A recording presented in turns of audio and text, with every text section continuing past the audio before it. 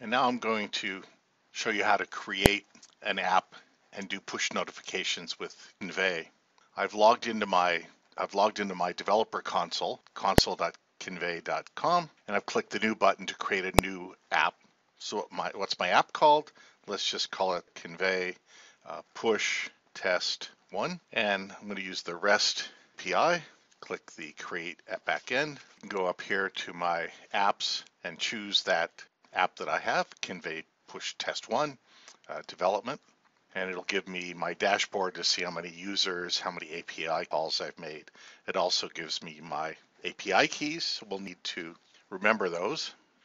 We can then go up to Add-ons, choose Messaging, Push, and we'll see the configuration page for Push, and it has an area for Google Cloud Messaging configuration, or GCM, and also our iOS configuration, the SSL certificate and the password. So we can go to where we saved our SSL certificate, and let's go back to the IDE and create a Kinvey version of our application. So we'll go back to our project group in the IDE. We'll add a new project. This will be a C++ mobile project, blank application. And this time we'll put down the Kinvey provider, and then we'll put down the push events component.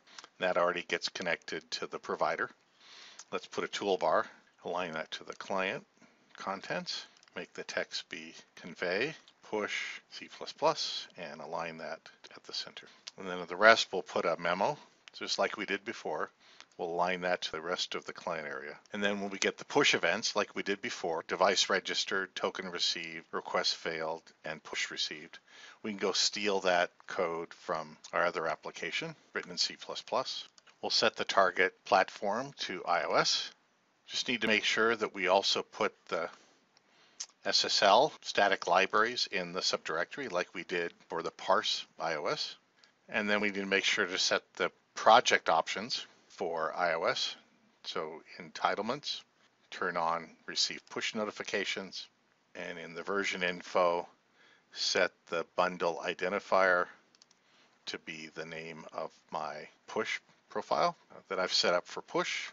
So after I've built the user interface of my Kinvey iOS push C++ app, I've got the Kinvey provider and the push events, and we've hooked the code associated with the device registered, the token received, the token request failed, and the push received, where we're going to dump out the message that we get from the push message. So that code is all set up. We just need to put in a few properties in the Kinvey provider. There's the app key, app secret, master secret, and then I need to provide a username and password as well. So over on the Kinvey side, I've got my console with my Kinvey Push Test 1 app. So we'll copy the app key, we'll paste that in. We'll get the app secret, and we'll paste that into the property. We'll get the master secret, and we'll paste that in. And then I need to go over to the add-ons, core users, and here's where I can create different users. So we'll go and put that username in. Let's go back to the dashboard, and there's a development tab. We can go down under add-ons, messaging, push, and here we can put some text in.